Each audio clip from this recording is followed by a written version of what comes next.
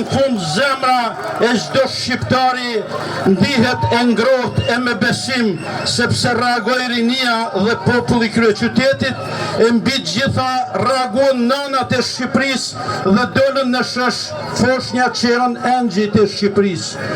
Unë shpreh mirënjohje të thellë dhe mbështetje ndaj çdo protestuesi, sikurse mbështetjen më të madhe e kam për nënat e Shqipërisë që rujtën kombin, edhe kësaj here kanë firmosur me dorën e tyre rrëzimin e diktaturës më të ndyrë 85 vjeçare. 36 vjet kohë e humur me horra e me spurdhjak të korrupsionit që nuk lënë tokë pa vjedhur e ligj pa shkelur.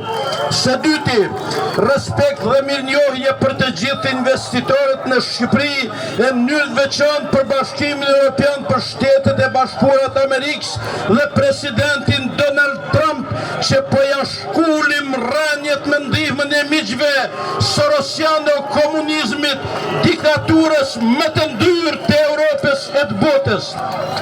Së treti, i bëj thirrje mësuesve dhe profesorëve të Shqipërisë: o kolegë të nderuar, hajdeni në shesh krah nxënësve dhe studentëve tuaj. O miq të nderuar, ne jemi e shkura. Nxënësit dhe studentët, rinia janë e ardhmja, mos bëni atë gabim të falshëm që bët në 2018. Nxiteni ndryshimin, se ndryshimi është për të mirën e Shqipërisë, madje është edhe për të mirën e këtyre oligarkëve që sa më parë dorëzojnë pushtetin pa u kriminalizuar. Së treti, shprehim mirënjohje sepse nuk jemi 2.500.000.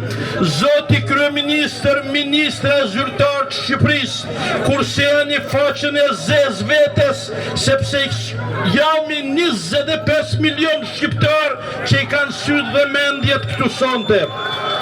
Zoti ju nderoft, Zoti e nderoft vatrën e shqiptarit dhe forën e shqiptarit, dhe t'i përshnesim dhe koltuku ku je hypur duke hequr nderin zvar, është trekamshi që për dita varet kombin e litar.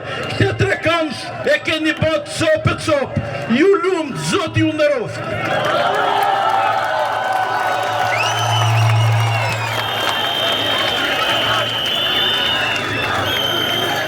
Na ka mësuar